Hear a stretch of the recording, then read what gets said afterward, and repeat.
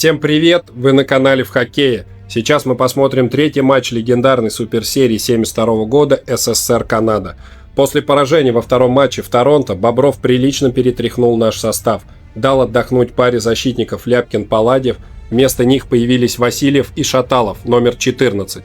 Рагулин также пропускал матч. Евгений Зимин не попал в состав, у него был аппендицит, его прооперировали прямо в Канаде, и в этой серии он больше не сыграет. Вместо него в тройке с Шадриным и Якушевым появился Солодухин, единственный хоккеист не из московской команды. Он представлял питерский СКА. Бобров создает суперсочетание Михайлов, Мальцев, Харламов, оставляя Петрова без привычного партнера. Также в полном составе появилась тройка крыльев Лебедев, Анисин, Бодунов. Канадцы же произвели всего лишь одно изменение. Вместо Голдсу Орси появился Ротель. Драйден второй матч подряд вне заявки. Еще бы, ведь Тони Эспозито выдал настоящий бенефис во второй игре. Третий матч проходил в Виннипеге при переполненных трибунах. Подписывайся, если любишь хоккей прошлого, и ставь лайк за качество видео. For the start of the game, Maltsev cleared the puck from the face-off, Park going in back of the Canadian goal.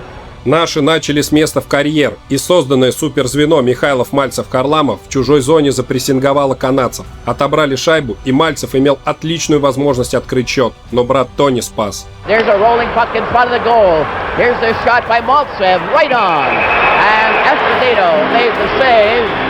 Но канадцы не из робкого десятка, и на исходе второй минуты Якушев ошибается в своей зоне. Канадцы заперли наших, Уайт бросает от синий, а Паризе подобедал на пятачке 1-0.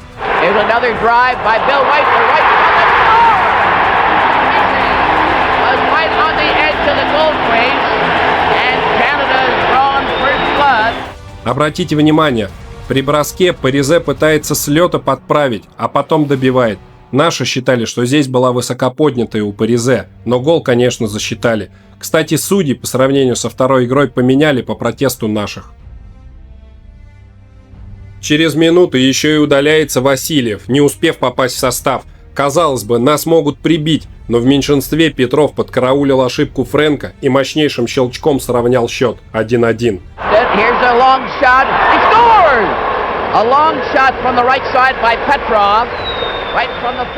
Фрэнк привез этот гол себе. Щелчок Петрова – это его визитная карточка. Эспозито и выкатился из ворот, но пропустил между ног. Это его шайба. А Петров забивает в меньшинстве уже второй гол в серии. Вот это начало, а прошло всего 3 минуты.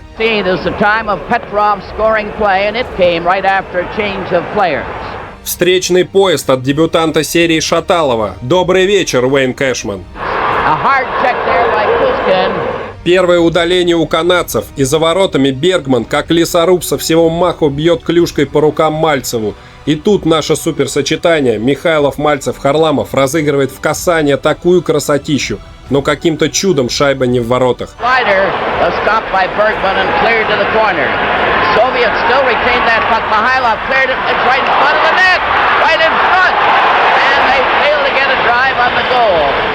Потрясающий розыгрыш. Возможно, Харламову надо было самому забивать, а не давать Михайлову.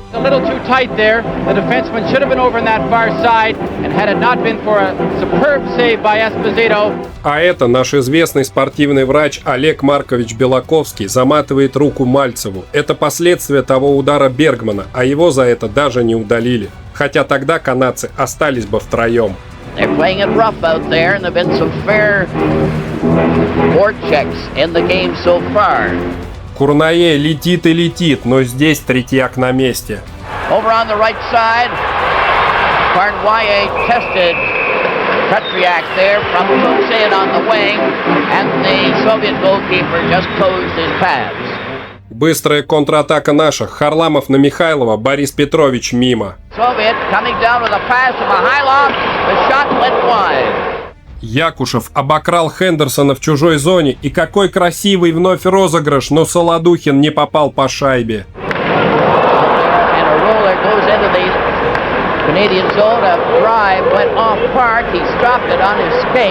Обратите внимание, у Кузькина повязка как у дружинника на левом рукаве с русской буквой «К». Он был капитаном и самым старшим в этой серии из наших, 40-го года рождения, 8-кратный чемпион мира и 3-кратный олимпийский чемпион. Прекрасно чувствует себя тройка крыльев Лебедев, Анисин, Бодунов. С ними еще и защитник Шаталов в пятерке. Отличный момент у Анисина, но промах.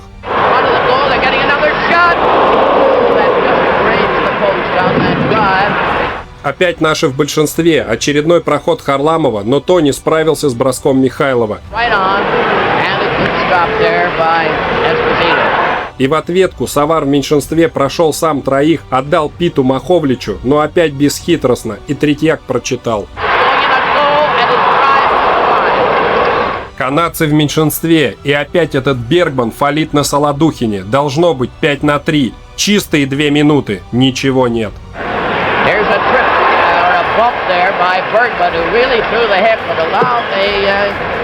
За 1,5 минуты до конца периода Лебедев теряет шайбу на выходе в столкновении с Хендерсоном. А дальше канадцы уже наказывают 2-1.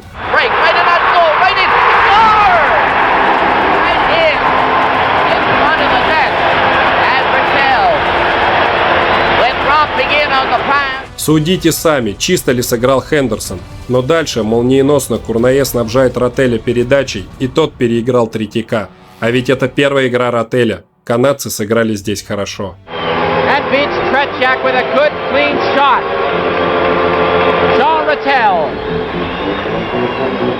Первый период закончился 2-1 в пользу Канады. Очень яркая игра на 3 результата. Второй период начинается с ошибки Бергмана, и Якушев находит Гусева, который был обязан сравнивать счет.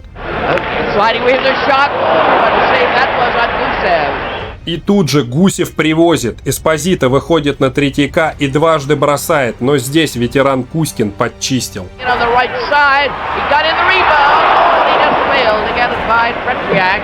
Харламов отдает на Мальцева, но то не помогло, что у него ловушка в правой руке.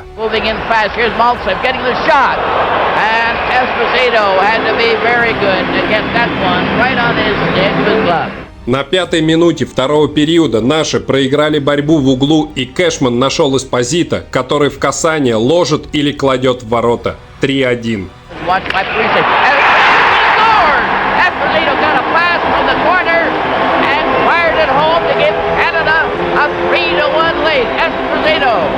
Отметим Паризе, который выиграл борьбу в углу и отдал Кэшману. Третьяк здесь выручить не смог. Эспозито забивает 3-ю игру из 3.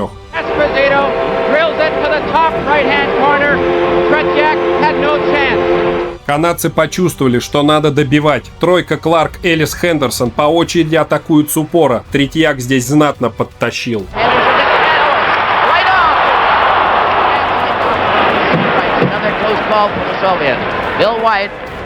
Харламов под коньки красиво обыграл Паризе. Он просто уничтожал в этой серии людей.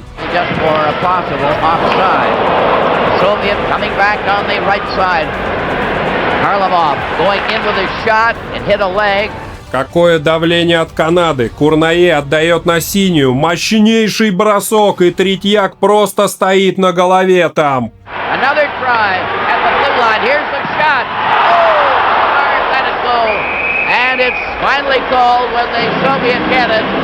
Отличный розыгрыш, и Лапойнт расстреливает. Браво, Третьяк, какой сейв!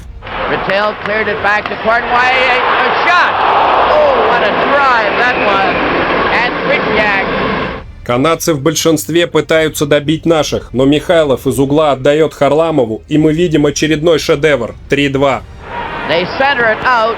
And Harlamov goes racing away on a breakaway, coming in on goal. He shoots, he scores! Harlamov came out from nowhere there to draw the goalkeeper out. Отметим отличный пас Михайлова от борта. Неужели он так отдавал? Или просто выбрасывал шайбу из зоны? Харламов убегает от Парка, и смотрите, как ставит конек, чтобы Парк в падении не достал до шайбы. Дальше был обыгран Тони. Какая же скорость и техника у Харламова, и ведь играли наши в меньшинстве.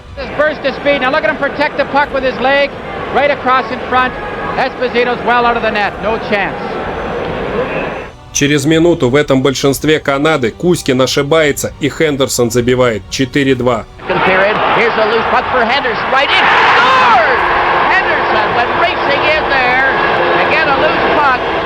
Кузькин неудачно сыграл коньком, и Хендерсон легко от него убегает и забивает в касание Третьяку. Вот эта игра пошла. Проходит еще минута, и Васильев бросает от синей, а Лебедев подставляет клюшку. 4-3. Shot, and he scores! A carom shot. Went from the blue line there. It was Vasiliev that fired from the blue line. Анисин отдавал пас назад Васильеву. А наши начали пробивать праворукого Тони. Можно ему забивать. Важный гол в ответку. It's a good shot goal. Tony Esposito makes his move in anticipation of where the puck was going. It deflects into the far corner. И вновь тройка Крыльев и Васильев накрывают канадцев в их зоне. Анисин на Бодунова и 4-4. Passed in front, rolls loose. Here's another pass right in front. They shot to score, and they tied it up. Bodnov let it go almost before he could move, and Bodnov has tied the score. Всей тройке Анисин, Бодунов, Лебедев было по 21 году, и они совсем не тушуются, забивают вторую шайбу подряд. Блестящий Анисин нашел Бодунова, и тот просто вбил шайбу в сетку ворот Эспозито. Оставалось 1,5 минуты до конца периода. Второй период закончился, и наши красавцы успели отыграться 4-4.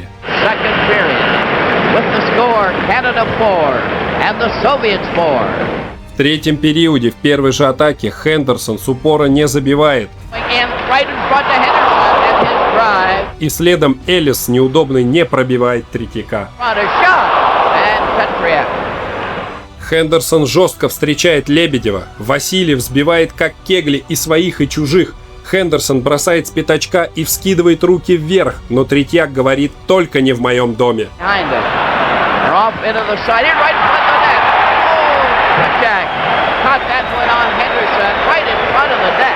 Микита и Хендерсон сталкиваются, и Харламов проходит между трех, отдает Мальцеву, но Парк спас Канаду.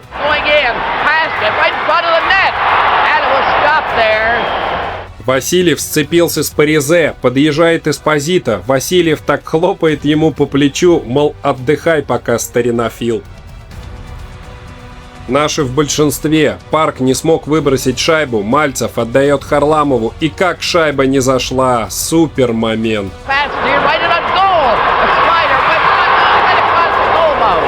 Микита в падении протыкает шайбу, Эспозито убегает, но здесь Третьяк спокойно.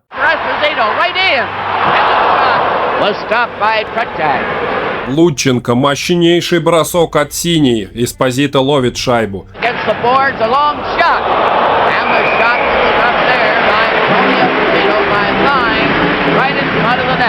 Обратите внимание, у Тони Эспозито клюшка в левой руке, а ловушка в правой. Для нашего хоккея это была редкость. С рикошета Хендерсон выходит к воротам Третьяка, но Лученко успел помешать. Красавец! Сколько же моментов у Хендерсона!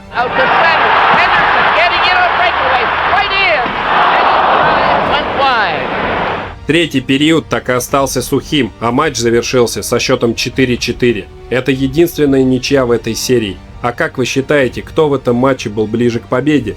Где состоится четвертая игра этой зарубы? Пишите в комментарии и подписывайтесь на канал, чтобы не пропустить обзор следующего матча. До свидания.